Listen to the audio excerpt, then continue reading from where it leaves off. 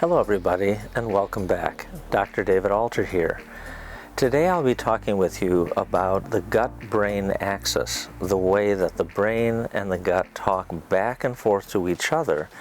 But most importantly, I'm going to be talking about how the gut-brain axis is involved in mediating or regulating the stress response.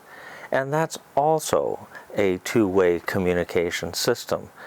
How stressors in our life or in our own body activate the gut and brain, and how we can use the gut and brain linkage to influence, hopefully in a better direction, how we react to stressors in the body and how we learn to react differently to the stressors in our day-to-day life. Now, before I go forward, I want to remind the listeners or the viewers that the best way for me to be able to speak directly to the concerns that you have is to let me know what it is that you'd like me to address in upcoming vlogs. You can drop me an email or connect with me through the link that I'll provide at the end of this vlog. For today, let's talk about how stress and the gut-brain axis talk to each other. The first thing to recognize is that the bacteria that live in the gut, the microbiome of the gut, can affect the stress response in lots of different ways. It can influence how active the immune system is and what the immune system targets. If it targets parts of the body in what are called autoimmune responses, we can get runaway inflammatory reactions throughout the body. The bacteria can also mimic various hormones or neurotransmitters that the body also produces, but does it in a way that increases the growth of nasty bacteria or increases the toxicity or the virulence of some of those bacteria. Yet another pathway by which the gut bacteria can end up affecting the gut and thereby our overall health and brain functioning is that some of the metabolites, some of the byproducts of bacterial action is the production of neurotoxic molecules like ammonia that can wreak havoc on brain functioning, producing brain fog or worse, or different forms of lactic acid that can increase sensitivity to pain. So the metabolites are another pathway by which gut bacteria, if they're out of balance, can end up affecting not only gut and bodily functioning, but brain functioning as well. For our purposes, the most important way that I'd like to talk about today is that the gut bacteria can have an impact on a major nerve circuit called the vagus system, the vagus nerve. And when that is affected, it ends up affecting the brain by producing a hyperreactive state that makes us overly sensitive and overly reactive to stressors not only in the body, so we become sensitive to pain, to bloating, to other forms of distress, including hyperacidity, heartburn, or reflux. But it can also make us hyperreactive to the stressors in our day-to-day life. So a major focus of what we're doing in this vlog is learning what are the ways in which we can reprogram the vagus nerve. It's called increasing our vagal tone, because when the vagus nerve is happier, our gut, our body, and our brain are happier too. So that'll be a major part of what I get to over the rest of this vlog. The vagus nerve is one of the most important parts of what's called the autonomic or automatic nervous system. The autonomic nervous system has two main branches, the sympathetic and parasympathetic branches that work in opposition to each other. The sympathetic branch is active when we're aroused and ready to act, when we're on guard, when we're vigilant, when we're actively engaged in problem solving. The parasympathetic branch is what's active when the body is in a calm, serene state. That's the state when digestion works best. We feel calm, the gut is happy, our brain is happy, our mind is content. So anything that we can do to improve the tone, the activity of the vagus nerve is not only good for our overall well-being, but it's also really, really good for gut functioning. What we're seeking to learn is how we can change vagal tone, increase vagal tone, so not only is the gut functioning better, but because it's a gut-brain axis, the vagus talks to the brain and it calms the mind, it calms the brain so that our outlook is less reactive. We can be facing situations that would normally have us feel overwhelmed or out of control or even despairing. And instead we are able, because we've increased vagal tone, to help the body feel settled, to help digestive distress to calm down, and lo and behold, the way we experience what's happening in our body and the way that we experience what's happening around us is in many ways either neutralized or can actually move in a positive and more hopeful direction that leaves us feeling more in control, helps us to feel more optimistic and positive about the future, helps us be okay with day-to-day uncertainty. So let's talk a bit about what you can do to increase vagal tone by a practice I'm going to guide you through. We're going to use the mind to tune the brain, to influence the body in the direction of improved gut functioning, to settle the gut, and in turn to be able to give you a tool to help you feel more positive, optimistic, and in control about the day to come. So let's walk through this practice step by step. First, I'd like you to simply find a place to sit that's comfortable. Go ahead and settle in.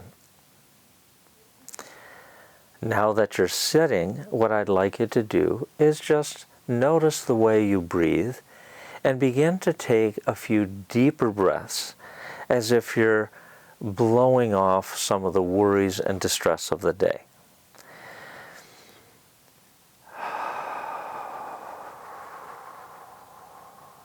Just like that. A nice breath in, exhale slowly.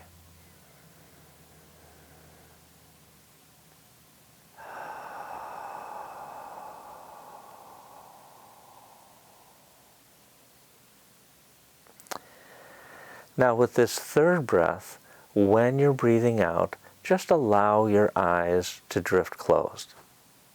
Here we go.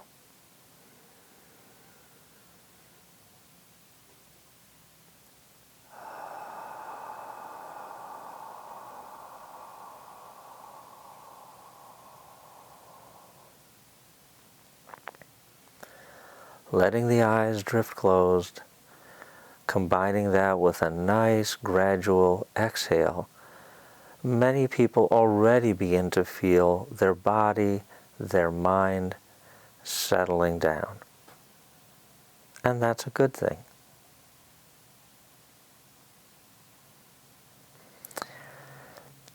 Now, as you're sitting gently, listening to the sound of my voice, I'd like you to visualize the contours of your face.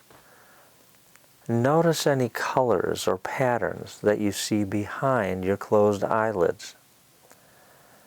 Allow yourself to notice anything that you hear.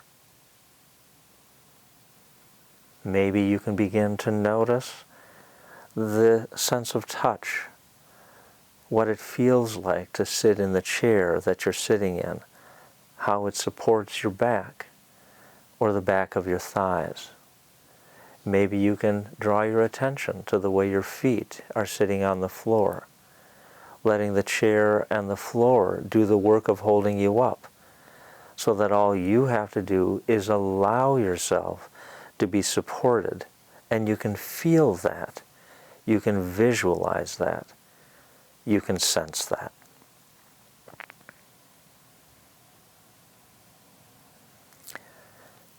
You might also begin to notice, as you continue to sit, just breathing gently, slight movements of your neck and shoulders as they make micro movements to adjust to hold up the weight of your head, keeping yourself upright, but letting those muscles support your head gently and comfortably.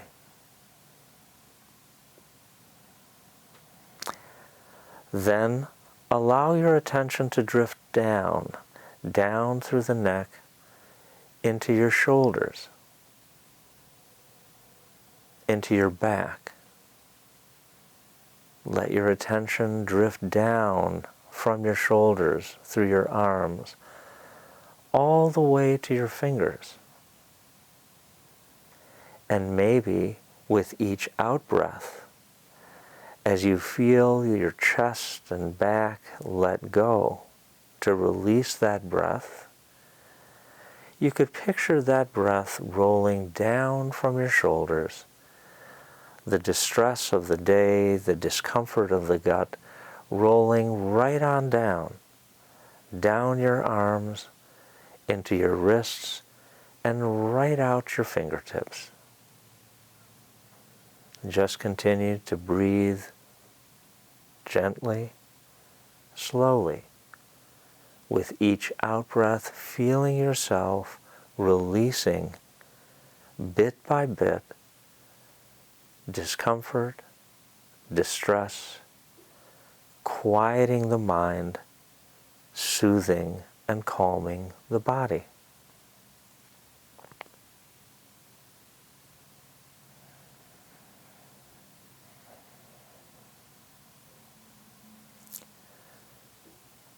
Now, allow your attention to drift further down to your waist, your hips, the buttocks, all the way down to the major muscles of the leg, past the knees, down the shins and calves,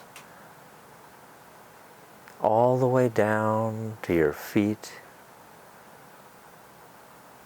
where your feet are sitting comfortably on the floor. And now you've created a second pathway through which you can release the distress and discomfort, the worries and concerns that you carry in your body.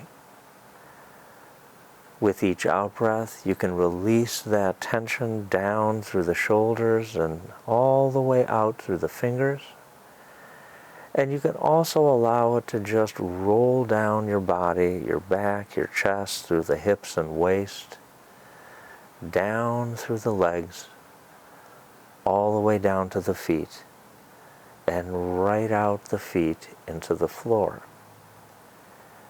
So that with each in-breath, you can allow yourself to feel a little bit of comfort filling you, and with each out-breath, releasing the distress and discomfort of the day.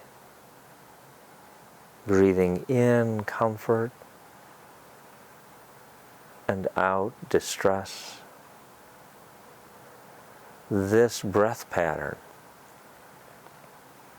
where for many people it falls into a numerical rhythm of counting to 4 on the in-breath and 6 on the out-breath. That pattern increases the tone, increases the activity of the vagus nerve, which goes through the whole body. As that vagal tone increases, you can already feel the way in which your body can be settling down, digestive functioning improving, bloating and pain dissipating, a sense of ease flowing in, and a release of tension flowing out through your fingers, flowing out through your feet and toes, just continuing to sit gently and quietly as you allow yourself this portable and simple introductory practice for restoring the gut-brain axis in the direction of reducing stress reactivity at the same time that you improve the gut's functioning and put a positive cast on your mind and brain's ability to feel hopeful and optimistic about the next steps you'll be taking on your path to renewed health and well-being. Until next time, take care.